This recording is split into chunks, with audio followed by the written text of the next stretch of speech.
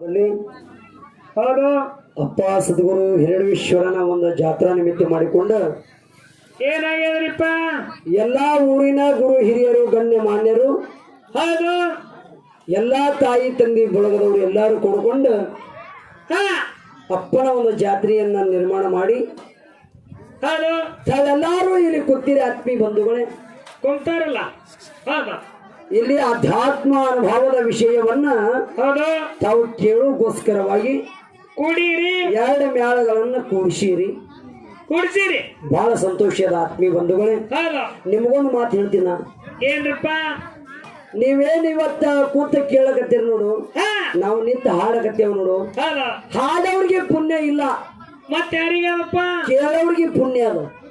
ಇದು ಹೆಂಗ ಹಂಗ ಹೆಂಗ? ಇವತ್ತು ನಾವು ಇಲ್ಲಿ ಹೆಬ್ಬಾಳಟ್ಟಿ ಊರಿಗೆ ಹಾಡ್ಲಕ್ ಬಂದೆವು. ಬಂದಿದಾರಲ್ಲ ಬಾಬಾನಗರದವರು, ಮುರುಘಾನೂರದವರು ಹೌದು ಕರೆ 10-15 ಸಾವಿರ ತಗೊಂಡು ಬಂದೆವು. 10-15 ಸಾವಿರ ರೂಪಾಯಿ ಕೊಟ್ಟಾರ ನಮಗ.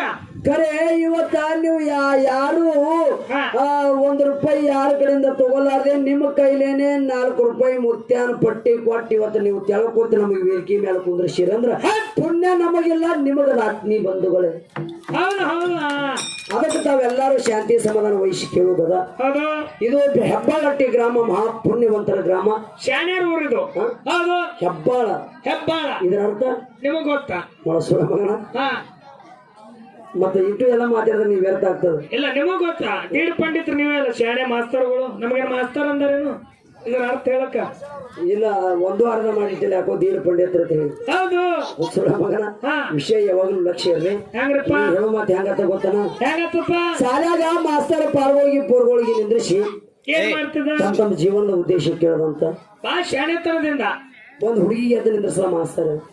ಏ ಭಾಗ್ಯಶ್ರೀ ಎದ್ದು ನಿಂದ್ರ ಒಂದ ಆ ಹುಡುಗಿ ಎದ್ದು ನಿಂತ ಏನವಾ ಮುಂದೆ ಏನ್ ಸಾಧನೆ ಮಾಡ್ಬೇಕಂತ ಮಾಡಿ ಅಂತ ಕೇಳ್ದ ಮಾಸ್ತರ್. ದೊಡ್ಡಕ್ಕಾಗನ ಏನು ಸಾಧನೆ ಮಾಡ್ಬೇಕಂತ ಮಾಡಿ ಆ ಹುಡುಗಿ ಹೇಳ್ತಾ, ನೋಡ್ರಿ ಸರ್, ನಂದು ಬಹಳ ದೊಡ್ಡದೇನು ವಿಶೇಷ ಇಲ್ಲ, ನನ್ನದೇ ಆದಂತ ಒಂದು ಚಿಕ್ಕ ಕನಸು ಐತಿ, ಚಿಕ್ಕ ಗುರಿ ಐತಿ. ಅದ ಏನಂದಿನ ಗುರಿ? ಯಾನ್ ಹೇಳ್ತಂಗೆ ನಾವು ಮಾಸ್ತರ್ ಯಾನ್ ಇಲ್ರಿ ಸರ್, ಇದೇ ಮಣ್ಣಿಗಾಗಿ ಹೋರಾಡಿರ್ತಕ್ಕಂತ ಕಿತ್ತೂರು ರಾಣಿ ಚೆನ್ನಮ್ಮನಂತ ಮಗಳು ಹಡಿಬೇಕನ್ನೋದೇ ನನ್ನ ಜೀವನದ ಉದ್ದೇಶ ರೀ ಅನ್ನತಕ್ಕಿ. ವೆರಿ ಗುಡ್ ಮಾಸ್ತರ್ ಅಂದ ವೆರಿ ಗುಡ್ ತಿಳ್ಕೊಂಡ್ರ ತಂಗಿ ಅಲ್ಲ. ಅವಾಗಿನ ಒಂದು ಮಗಳಾಗ ಮೀನಾಕ್ಷಿ ಅನ್ನೋದು ಹುಡುಗಿತ್ತು. ಏ ಮೀನಾಕ್ಷಿ ನೀ ಎದ್ ನಿಂದ್ರಂದ ಮಾಸ್ತರ್. ಗುರಿ ಆ ಹುಡುಗಿ ಎದ್ ನಿಂತು ನಿಂದೇನ ತಂಗಿ ಅಂತ ಕೇಳ್ದ. ನಂದೇನ ಬಹಳ ದೊಡ್ಡದಿಲ್ಲ ಬಿಡ್ರಿ ಅಂದಳು. ಏನ ತಂಗಿ ಇದ್ದಿದ್ ಹೇಳುವ ಅಂದ. ಆ ಹುಡುಗಿ ಅಂತ, ನೋಡ್ರಿ ಸರ, ಆಕೆ ಇದೇ ಮಣ್ಣಿಗಾಗಿ ಹೋರಾಡಿರ್ತಕ್ಕಂತ ಕಿತ್ತೂರು ರಾಣಿ ಚೆನ್ನಮ್ಮನಂತ ಮಗಳು ಹಡಿಬೇಕಂತ ಮಾಡಿದ್ರ, ನಾ ಇದೇ ದೇಶಕ್ಕಾಗಿ ಹೋರಾಡಿರ್ತಕ್ಕಂತ ವೀರ ಶೂರ ಧೀರ ಪುಂಡ ಪ್ರಚಂಡ ಪ್ರಚಂಡ ದುಷ್ಟ ಬ್ರಿಟಿಷರ ಗಂಡ ಸಂಗೊಳ್ಳಿ ರಾಯಣ್ಣಂತ ಮಗ ಹಡಿಬೇಕನ್ನೋದೇ ನನ್ನ ಜೀವನದ ಉದ್ದೇಶ. ಅವಾಗ ಮಾಸ್ತರ್ ಅಂದ, ನೀವಿಬ್ರು ಹಡಿದೆ ಹೇಳ ಕಾಣ್ತಿರ್ ತಿಳ್ಕೊಂಡ್ರ, ನಾವು ಇಬ್ರು ಹಡಿದೆ ಕಾಣಿಸ್ಕಟ್ರಿ ತಿಳ್ಕೊಂಡ್ರ ನಾವು. ಇಂಥದೊಂದು ಉಡಾಳ ಸುಳಿ ಮಗ ಐತ್ರಿ ಮಲ್ಲಪ್ಪನ ಸಾಧ್ಯಾಗ. ಏ ಮಲ್ಲಪ್ಪ ನೀ ಎದ್ದಿಂದ್ರ ಅಂದ ಮಾಸ್ತರ್. ನೀ ಎದ್ನಿಂದ್ರಪ್ಪ, ನಿಂದೇನೋ ಜೀವನ ಗುರಿ? ನಿಂದೇನೋ ಮಗಳ ಕೇಳ್ದ ಮಾಸ್ತರ್. ಇವ ಅಂತ ಬಾಳ ದೂರದಿಲ್ಲ ಬಿಡ್ರಿ ಅಂತಂದಿವ. ಏ ಮಗನ ದೂರದ್ರಿ ಇಲ್ಲಿ ಸಾಲದ್ರಿ ಇಲ್ಲಿ ಹೇಳಂದ. ಅವಾಗ ಇವ ಹುಡುಗ ಅಂದ, ನೋಡ್ರಿ ಸರ, ಅವ್ರಿಬ್ರು ಇದೇ ದೇಶಕ್ಕಾಗಿ ಹೋರಾಡಿರ್ತಕ್ಕಂತ ಕಿತ್ತೂರು ರಾಣಿ ಚೆನ್ನಮ್ಮ ಅಂತ ಮಗಳು ಇದೇ ದೇಶಕ್ಕಾಗಿ ಹೋರಾಡಿರ್ತಕ್ಕಂತ ಸಂಗೊಳ್ಳಿರಾಯಣ್ಣಂತ ಮಗ ಹಡಿಬೇಕಂತ ಮಾಡಿದ್ರ, ಅವ್ರಿಬ್ರು ಮನಸ್ಸು ಮಾಡಿ ಎರಡು ಮಕ್ಕಳನ್ನ ಆತ್ಮಭಕ್ತ ಮಾಡಿದ್ರಿ ಅನ್ನತೀವಿ ಮಗ. ಹೌದಾ? ಹಿಂಗಾಗಬಾರ್ದು ಕೆಲಸ. ಹಂಗಾಗಬಾರ್ದು. ಇಲ್ಲಿ ಹೆಬ್ಬಾಳಟ್ಟಿ ಗ್ರಾಮ ಅನುಭವಿಸ್ತರ ಗ್ರಾಮದ. ಇಲ್ಲಿ ಎಲ್ಲಾ ಶಾಸ್ತ್ರ ಬಲ್ಲವರು, ಪುರಾಣ ಬಲ್ಲವರದಾರ, ವೇದ ಉಪನಿಷತ್ತುಗಳನ್ನ ಓದ್ಕೊಂಡವರದಾರ. ಶಾಣ್ಯಾರ ಊರಿಗೆ ಬಂದೇವ ಅಂದ್ರೆ ಮಗನ ಹ್ಯಾಂಗ ಶಾಣ್ಯತನದಿಂದ ಕೆಲಸ ಮಾಡ್ಬೇಕಿದ್ರೆ ನಿನ್ನ ತಲೆಯಾಗಿರ್ಲಿ. ಅದಕ್ಕೆ ಮಹಾತ್ಮ ಕಬೀರದಾಸರು ಒಂದು ಮಾತು ಹೇಳ್ತಾರ, ಕುತ್ತೇಲದೆ ದಾತಸೆ ಇನ್ಸಾನ ಬೋಲೆ ಬಾತಸೆ ಗದಾ ಮಾರೆ ಲಾತಸೆ ಕವಿತ ಕಬೀರ ರೀತಿಸೆ ಅಂತ ಹೇಳ್ತಾರ. ಮುझे मालूम है कर्नाटक है, कन्नड़ में बोलो. ಕನ್ನಡದಾಗ ಇದು ನಮ್ಮದು ಕರ್ನಾಟಕ ಹಿಂದೂಸ್ತಾನದಾಗ ಮಗನ. ನನಗ ಅರ್ಥ ಆಗಿಲ್ಲಲ್ಲ. ನಿನಗ ಅರ್ಥ ಆಗಿಲ್ಲ. ಇದು ಮಹಾತ್ಮ ಕಬೀರದಾಸರು ಹೇಳಿದ ಮಾತದ. ಏನ್ ಹೇಳಿದ್ರಪ್ಪ? ಕತ್ತಿ ಕಾಲಿನ ಕಚ್ಚಾಡ್ತದ, ಕುದುರಿ ಕುಂಡಿಲೆ ಕಚ್ಚಾಡ್ತದ. ಬರೋಬರಿ ಅದ. ಏನದ? ಏನದ? ಕತ್ತಿ ಕಾಲಿನ ಕಚ್ಚಾಡ್ತದ, ಕುದುರಿ ಕುಂಡಿಲೆ ಕಚ್ಚಾಡ್ತದ, ನಾಯಿ ಹಲ್ಲಿಲೆ ಕಚ್ಚಾಡ್ತದ. ಆದ್ರ ಮನುಷ್ಯ ಹಂಗಲ್ಲ ಅಂತ ಹೇಳ್ತಾರ ಮಹಾತ್ಮರು. ಹೆಂಗಪ್ಪ ಮನುಷ್ಯ? ಯಪ್ಪ, ಹೌದು ಭಗವಂತ ನಿನಗ ಒಳ್ಳೆ ಜ್ಞಾನ ಕೊಟ್ಟಾನ. ಹೌದು ಎಲ್ಲಾ ಜೀವಿಗಳಿಗೆ ಸಾಮಾನ್ಯ ಜ್ಞಾನ ಇಟ್ಟು ನಿನಗೆ ವಿಶೇಷ ಜ್ಞಾನ ಇಟ್ಟಾನ. ಮಾತಾಡ್ಲಕ್ಕ, ನೋಡ್ಲಕ್ಕ, ಕೇಳಲಕ್ಕ ಕಿವಿ, ಬಾಯಿ, ನಾಲಿಗೆ, ಹಲ್ಲೆಲ್ಲ ಕೊಟ್ಟಾನ. ಹೌದು ತಮಾಗಿಟ್ಟ ಎಲ್ಲ ಕೊಟ್ರಿ ಬಿ ಸಹಿತ ನೀ ಕುದುರಿ ಕತ್ತಿ ನಾಯಿಗತ್ಲೆ ಮಾಡ್ಬೇಡ ಅಂತ ಹೇಳ್ತಾನ. ಹೌದು ಇದು ತಿಳ್ಕೊಳ್ಳೋದು ಬಹಳ ಮುಖ್ಯದ. ಮನುಷ್ಯನಲ್ಲಿ ಜ್ಞಾನ ಇರ್ಬೇಕು. ತಮ್ಮ ಮುಂದೆ ಒಂದು ಮಾತನ್ನ ಹೇಳೋದಿಲ್ಲ, ತಾವೆಲ್ಲರೂ ಲಕ್ಷ್ಯ ಇಡ್ರಿ. ಏನ್ ಹೇಳ್ತೀರಪ್ಪ? ಈ ಮಾತು ಹೊಳೆ ಸಿಗ್ತದಂದ್ರೆ ಸಿಗುದಿಲ್ಲ ನಾಳೆಗೆ. ಇವತ್ತೊಂದಿನ ಏನು ನೀವು ಲಾಭ ಮಾಡ್ಕೋತೀರಿ ಮಾಡ್ಕೋರಿ. ಆತ್ಮೀಯ ಬಂಧುಗಳೇ, ನಿಮ್ಮೊಂದು ಮಾತು ಏನ್ ಹೇಳುದಂದ್ರೆ, ಏನ್ ಹೇಳ್ತೀರಪ್ಪ? ಇದು ಹೆಬ್ಬಾಳಟ್ಟಿ ಗ್ರಾಮ ಮಹಾದಿವ್ಯ ಜ್ಞಾನಿಗಳ ಗ್ರಾಮ, ಪುಣ್ಯವಂತರ ಗ್ರಾಮ, ಅನುಭವಿಸ್ತರ ಗ್ರಾಮ, ನ್ಯಾಯವಂತರ ಗ್ರಾಮ, ಇದು ಬುದ್ಧಿವಂತರ ಗ್ರಾಮ. ಹೆಬ್ಬಾಳಹಟ್ಟಿ ಇಲ್ಲಿ ಎಲ್ಲಾ ನ್ಯಾಯಾಧೀಶರು ಅದಿರಿ. ನಿಮ್ಗೊಂದು ಮಾತನ್ನ ಏನ್ ಹೇಳೋದಿನಂದ್ರ, ಏನ್ರಿಪ್ಪ ಈಗಿನ ದಿನಮಾನ ಹೆಂಗದಂದ್ರ, ಎಂತ ದಿನಮಾನಪ್ಪ ಇದು? ಯಾವ ಬುದ್ಧಿ ಮಾತು ಹೇಳ್ತಾನ, ಯಾವ ನೀತಿ ಮಾತು ಹೇಳ್ತಾನ, ಅಂತವ್ರಿಗೆ ಕುತ್ತಿ ಕೊಯ್ಯುವಂತ ಜನ ಹುಟ್ಟುಕೊತಾರ ಈ ಜಗತ್ತದಾಗ.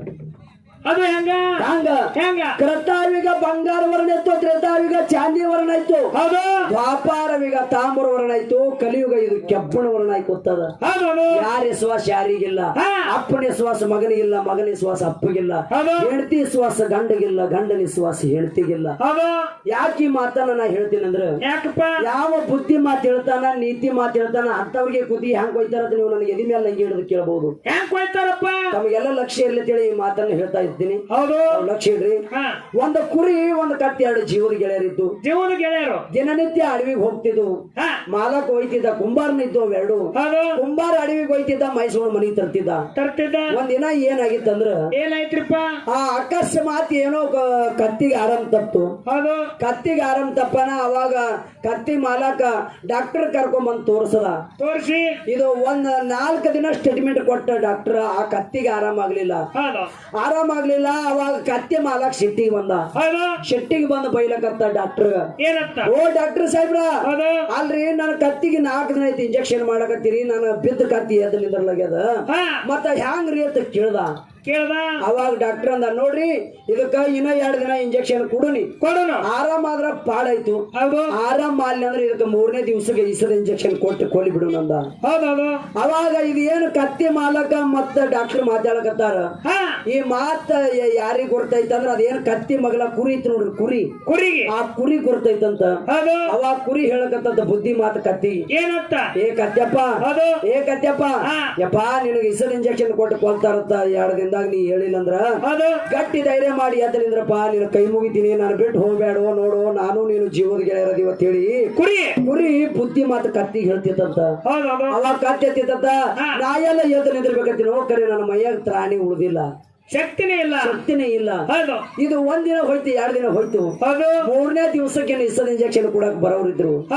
ಅವಾಗ ಕುರಿ ಹೇಳ್ತದ 3ನೇ ದಿವಸಿಗೆ, ಯಪ್ಪ ಕತ್ಯಪ್ಪ ಇವತ್ತು 3ನೇ ದಿವಸ ಅದಪ್ಪ, ಏನೇ ಇನ್ನ ಕೆಲವೇ ನಿಮಿಷದ ಬಂದು ನಮ್ಮ ಮಾಲಕ ಡಾಕ್ಟರ್ ಕಾಲ್ತಲ್ಲಿ ಇಸದ ಇಂಜೆಕ್ಷನ್ ಕೊಟ್ಟು ಕೊಲ್ತಾರಪ್ಪ, ನಾನು ಬಿಟ್ಟು ಹೋಗ್ಬೇಡ, ನೋಡು ದಯಮಾಡಿ ಗಟ್ಟಿ ಧೈರ್ಯ ಮಾಡಿ ಎದ್ದು ನಿಂದ್ರ ಅಂತೇಳಿ ಕುರಿ ಬುದ್ಧಿ ಮಾತು ಹೇಳಕತ್ತ ಕತ್ತಿಗೆ.